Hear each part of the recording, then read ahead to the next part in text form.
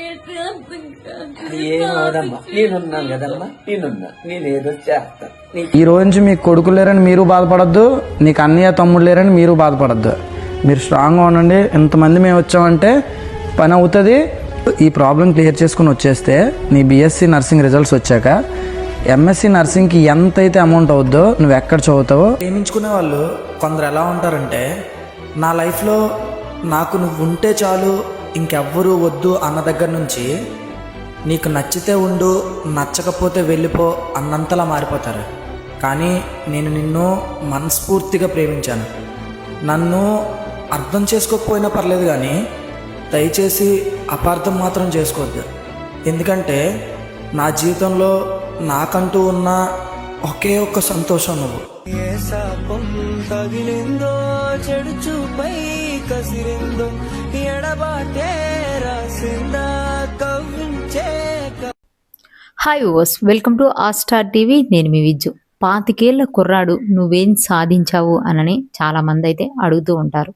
అప్పుడు అందరూ కూడా చిన్న ఉద్యోగమనో, లేకపోతే ఇంకా చదువుతున్నానను, లేకపోతే ఉద్యోగం కోసం వెతుకుతున్నానని కారణాలు అయితే చెప్తారు.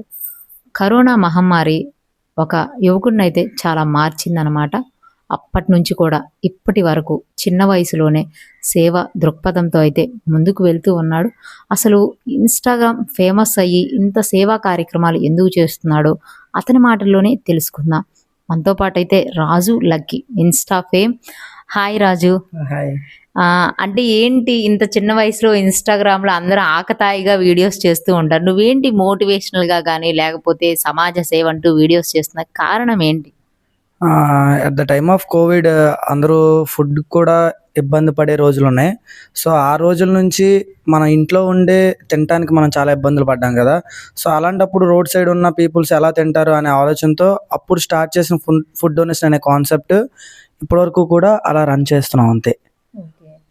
అంటే నువ్వు బాగా చదువుతావు, అంటే ఏమవ్వాలనుకున్నావు అసలుకి? మీ మమ్మీని అడిగితే చెప్పింది అనమాట, మా అబ్బాయి అయితే బాగా చదువుతాడని చెప్పింది. చదివి మంది ఉద్యోగం సాధించాలి, కానీ ఇలా సేవ అని అనుకుంటున్నావు అంటే దాని మీద నీ అభిప్రాయం ఏంటి? ఉద్యోగం చేయాలి, కొంతైనా హెల్ప్ జరగాలి అనే ఆలోచనతో ఈ సోషల్ సర్వీస్లోకి రావడం జరిగింది. ఇప్పుడు నువ్వు సోషల్ సర్వీస్ చేస్తూ ఉన్నావు. దాదాపు ఎంతమందికి నువ్వు ఇప్పటికి ఈ 4 yearsలో హెల్ప్ చేసి ఉంటావు? చాలా వరకు చేసాం. మినిమం చెప్పాలి అంటే ఒక 5 to 6 years వరకు హెల్ప్ చేసి ఉంటాం. అంటే ప్రతి ఒక్క రూపాయితో లెక్కేసుకుంటుంటే ఆల్మోస్ట్ మేము చేసింది పునర్వికాక్ అవనియండి, సహస్ర మహావీర్కి, అలానే చాలా ఇల్లులు కాలిపోయిన వాళ్ళకి అవనియండి, ఎవరైతే యాక్సిడెంట్స్ కేసెస్ వస్తే వాళ్ళకి అవనియండి, ఈ ఫుడ్ డొనేషన్కైనా లేకపోతే వీక్లీ ప్రతి ఒక్క ఫ్యామిలీకి గ్రాసరీస్ హెల్ప్ చేస్తాం. సో వాళ్ళకి అవనియండి, ఇదంతా క్యాలిక్యులేట్ చేసుకుంటే మ్యాక్సిమం ఆ అమౌంట్ అయితే అవుద్ది. 6 కోట్లు. ఈ అమౌంట్ అంతా అసలు నీ సోషల్ ప్లాట్ఫామ్ ద్వారా వస్తుందా, లేకపోతే నువ్వు ఎవరి దగ్గరికైనా వెళ్ళి అడుగుతావా? అసలు ఏంటి ఎలా? సో ఎవరైనా ఒకరికి హెల్ప్ చేయాలంటే ఫస్ట్ ఆఫ్ ఆల్ చేసే వాళ్ళ మీద నమ్మకం ఉండాలి. సో నన్ను జనాలు నమ్మి రాజుకి ఇస్తే అది అవసరం ఉన్న వాళ్ళ దగ్గరికి చేరుతుంది అనే ఆలోచన వాళ్ళు రావడం, ఆ నమ్మకాన్ని నేను సంపాదించుకోవడం, ఎవరైనా ఆపదలో ఉన్నారు అని తెలిసినప్పుడు ఎవరికైనా వీళ్ళకి చెప్తే వీళ్ళ ప్రాబ్లం సాల్వ్ అవుతుందని నేను ఆలోచించి వాళ్ళ వరకు ఈ మ్యాటర్ తీసుకెళ్తే వాళ్ళు నన్ను నమ్మి తప్పనిసరిగా వాళ్ళకైతే హెల్ప్ అయ్యేలా చేస్తారు. సో ఆ విధంగా చాలామందికి హెల్ప్ చేయడం అనేది జరిగింది. సో ప్రజెంట్ ఈ సోషల్ సర్వీస్ అనే ఫీల్డ్లో ఉండి నేనైతే ప్రజెంట్ చాలా హ్యాపీగా ఉన్నాను. అంటే ఇప్పుడు నువ్వు చెప్పావు, మా మదర్ని చూస్తూ పెరిగాను, ఆవిడదే నాకు వచ్చిందని. ఈ మధ్య ఎవరికో ఒక రింగ్ అమ్మైనా సరే హెల్ప్ చేద్దాం అన్నారట మీ మదర్, ఏంటి? యాక్చువల్గా ఇదేంటంటే లాస్ట్ టైం ఒక అబ్బాయికి బాగలేదు. అది ఏంటంటే అది ప్లస్ లాస్ట్ టైం మా విలేజ్ దగ్గర పక్క ఆనందపురం దగ్గరలో ఒకరికి ఇల్లు కాలిపోయింది. సో నేను రీసెంట్గానే ఒక బైక్ కూడా కొన్నాను, డ్యూక్ అని చెప్పి. సో మా అమ్మగారు ఏమన్నారంటే అడిగేటప్పుడు, అమ్మ ఈ డ్యూక్ అమ్మేసి వాళ్ళకి అమౌంట్ ఇచ్చేద్దాం అనుకుంటున్నానంటే, సో అంటే ఒక్క నిమిషం కూడా ఏది ఆలోచించుకున్నా సరే ఇచ్చే అన్న పేరెంట్స్ ఉండడం కూడా లక్కే కదా. సో ఇదంతా కూడా అయితే ఆవిడ నుంచే నేర్చుకున్నాను ఇదైతే.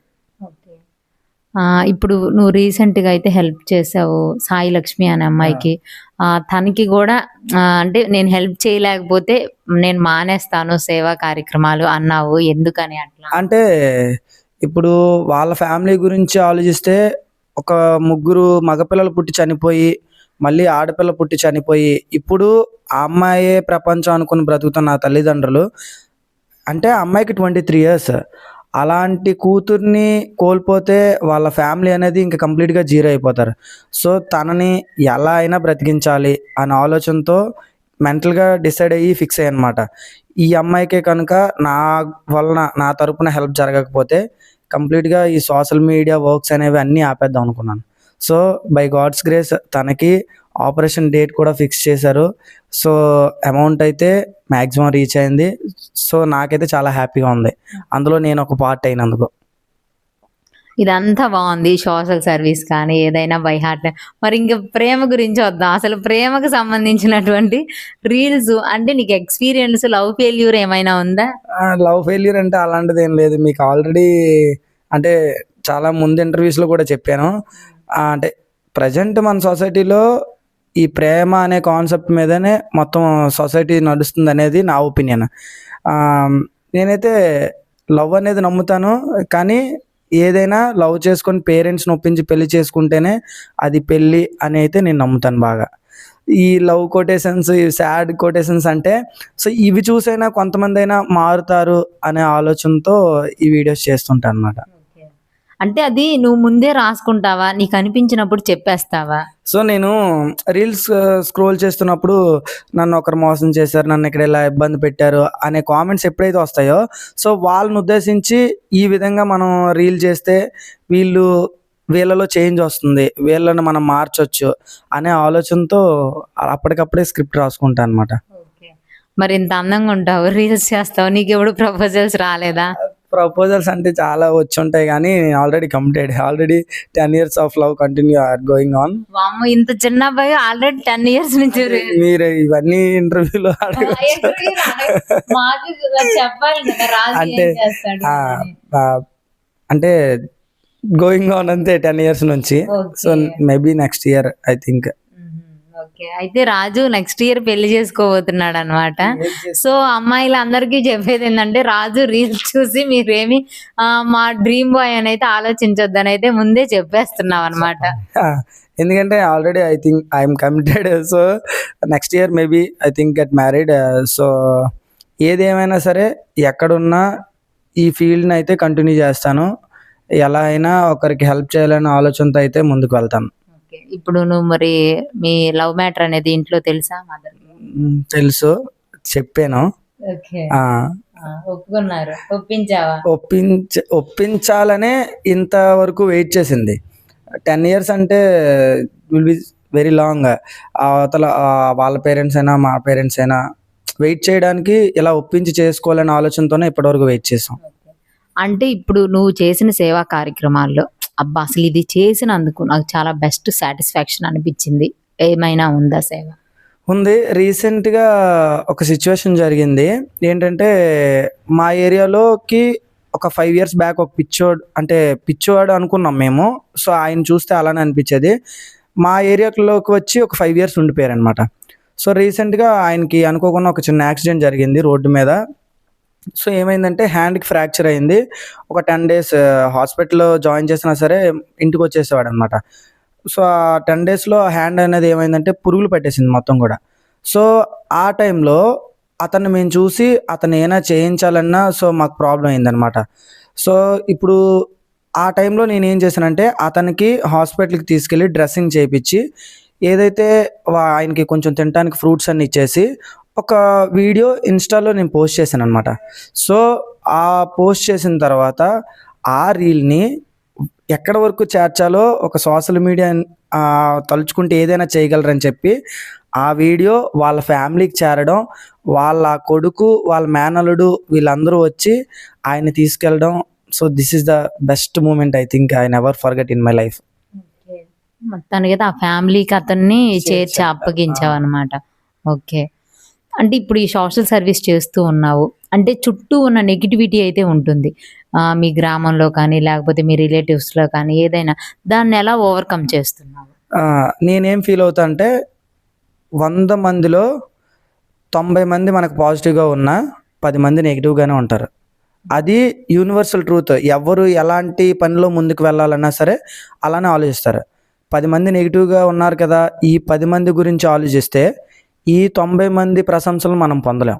సో, నేనెప్పుడు కూడా నెగిటివ్‌ని తక్కువగానే చూస్తా. పాజిటివ్‌ని ఎక్కువగా ఆలోచిస్తా. నెగిటివ్ గురించి ఆలోచిస్తే ఇలాంటి మంచి కార్యక్రమాలు చేయడానికి అస్సలు ముందుకెళ్ళం. సో, నేను అవన్నీ కూడా పట్టించుకోను. ఓకే. పట్టించుకోవు. ఇప్పుడు సోషల్ ప్లాట్‌ఫార్మ్ ద్వారా నువ్వు ఇన్‌స్టాలో పెట్టావనుకో ఓవరాల్‌గా అసలు ఎన్ని వ్యూస్ వస్తుంటాయి ఒక దానికి? హెల్పింగ్ వీడియోస్‌కైతే లాక్స్‌లో వ్యూస్ వస్తాయి. సో, మేము పెట్టిన ఏ హెల్పింగ్ వీడియోకైనా సరే టీమ్ సపోర్ట్ ఉంటుంది. మాది హెల్పింగ్ హ్యాండ్స్ అనే టీమ్ ఉంది. సో, దీని సపోర్ట్ ద్వారా ఏ హెల్పింగ్ వీడియో చేసినా సరే లాక్స్‌లో వ్యూస్ వస్తాయి. దానికి ఎంతో కొంత ఫండ్ వస్తుంది. మేము చేసిన వీడియోకి వాళ్ళకి న్యాయం జరుగుతుంది. అంటే ఇప్పుడు హెల్పింగ్ హ్యాండ్స్ అన్నావు కదా! మీ టీమ్ ఎవరెవరు? నీకెవరు సపోర్ట్ చేస్తున్నారు? నువ్వేనా దీనికి హెడ్? దీనికైతే నేనే నడిపిస్తున్నాను. నాకు సపోర్ట్‌గా మా టీమ్ అంతా కూడా నాకంటే ఎక్కువ వాళ్ళు సపోర్ట్ చేస్తారనమాట. వాళ్ళు నాకన్నా ఎక్కువగా తొందరగా స్పీడ్‌గా ఉంటారు. ఎలా అంటే ఇప్పుడు ఇన్ కేస్ నేను కాల్ చేసి ఇక్కడికి వెళ్ళాలిరా అంటే నాకన్నా ముందు వాళ్ళే రెడీ అవుతారనమాట. చాలామంది ఉన్నారు. మా బ్రదర్ వెంకటేష్ అని, మహేష్, విఘ్నేష్, గోపి, సురేష్, ఇలా చాలామంది ఉన్నారు టీమ్ అంతా కూడా. సమర్ రెడ్డి. సో, అందరూ కూడా బాగా సపోర్ట్ చేస్తారు. అంటే వీళ్ళందరూ మీ ఫ్రెండ్సా? లేకపోతే ఈ ఊరుకి సంబంధించిన వాళ్ళా? ఏది కూడా మా ఊర్లో వాళ్ళు ఎక్కువ మంది కాదు. మా తమ్ముళ్ళు ఇద్దరు ఉన్నారు. మహేష్, వెంకటేష్ అని వాళ్ళు. ఒకరు పోలిపల్లి, విఘ్నేష్, గోపి, సురేష్ పోలిపల్లి, విజయ్ అని అక్కివరం, లోకేష్ అని చాకివలస, సమర్ రెడ్డి అని రేవడి. చుట్టూ సరౌండింగ్స్. ఏమనుకుంటా అంటే ఒక్క ఊరు నుంచే చేస్తే ఒక్క ఊరికే తెలుస్తుంది.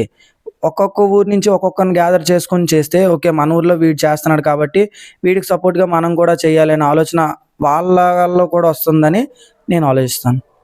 అంటే ఇప్పుడు మీ హెల్పింగ్ హ్యాండ్స్‌లో జాయిన్ అవ్వాలన్నా కానీ, లేకపోతే మీతో పాటు కలిసి నడవాలన్నా కానీ, లేకపోతే మిమ్మల్ని ఎవరైనా హెల్ప్ అడగాలంటే ఏ విధంగా అప్రోచ్ అవ్వాలి? చాలామంది హెల్ప్ కోసం డైరెక్ట్గా మెసేజ్లోనే పెడతారు. అలానే చాలా వరకు షేర్స్ చేస్తారు. ఎక్కువ మెసేజ్లో రీల్స్ వస్తుంటాయి అన్నమాట. సో, ఈ విధంగా ఈ ప్రాబ్లంలో ఉన్నారు, వీళ్ళకి మీరు హెల్ప్ చేస్తే బాగుంటుంది అని చెప్పి. సో, దాన్ని బట్టి మా వరకు మ్యాటర్ వచ్చిందంటే దాన్ని మేము ఎలా అయినా పాజిటివ్గా రియాక్ట్ అవుతాం. ఆడియన్స్ మీ దగ్గరికి రావాలంటే ఇంకా వేరే విధానం ఏదైనా ఉందా? సో, నాకు ఆల్మోస్ట్ ఎక్కువ షేర్స్ వస్తాయి. అంటే వీళ్ళు ప్రాబ్లం ఉన్నారు, వీళ్ళకి హెల్ప్ చేయండి అన్న అని చెప్పి. సో, అందులో నేను కామెంట్స్ చూస్తా. అక్కడ వీళ్ళ డీటెయిల్స్ చెప్పండి అని చెప్పి నేను మెన్షన్ చేయగానే ఎవరో ఒకరు డీటెయిల్స్ చెప్తారు. సో, దాని ద్వారా డైరెక్ట్గా వాళ్ళని అప్రోచ్ అవుతాం. ఇప్పుడు హెల్పింగ్ హ్యాండ్స్‌లో ఎవరైనా జాయిన్ అయ్యి మేము సేవ చేస్తామంటే వాళ్ళని జాయిన్ చేసుకుంటారు? తప్పనిసరిగా. అంటే మాకు కావాల్సింది కూడా అదే కదా. ఇప్పుడు మేమేమనుకుంటామంటే నేను ఒక్కడినైతే 10 మందికి హెల్ప్ చేయగలను. నాతో పాటు ఇంకో 10 మంది ఉంటే 100 అవుతుంది. వాళ్ళు ఇంకో 100 అయితే 10,000 అవుతుంది. అలా ప్రతి ఒక్కరిలో కూడా ఈ హెల్పింగ్ నేచర్ పెరగాలి, పక్క వాళ్ళకి సహాయం చేయాలి అనే ఆలోచన వాళ్ళు రావాలనేదే నా డ్రీమ్. అంటే మీ మదర్ ఏమంటూ ఉంటారు ఇలా హెల్ప్ చేస్తుంటే? ఎప్పుడు నెగిటివ్గా ఏమనరు. మనకి ఎందుకులే ఇవన్నీ అలాంటి మాటలైతే ఎప్పుడు అనరు. వీలైనంత వరకు మా వరకు ఎంత తోచినంత చేయమనే వాళ్ళు కూడా చెప్తారు. మా మమ్మీ సపోర్ట్ బాగా చేయడానికి. చూస్తున్నారు కదండి, రాజు లక్కీ అనమాట.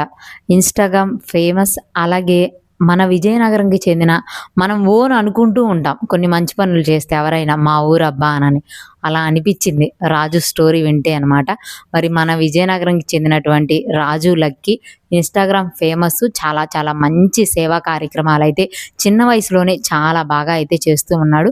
కాబట్టి హెల్పింగ్ హ్యాండ్స్ టీంలో జాయిన్ అయ్యి ఎక్కువ మందికి హెల్ప్ చేసే విధానంగా ఒక టీం పెట్టుకొని అయితే ముందుకు నడుస్తూ ఉన్నారు. ఇలాంటి సేవా కార్యక్రమాలు మరెన్నో చేయాలని మనస్ఫూర్తిగా అయితే ఆస్టార్ టీవీ తరపున అయితే కోరుకుంటున్నాను.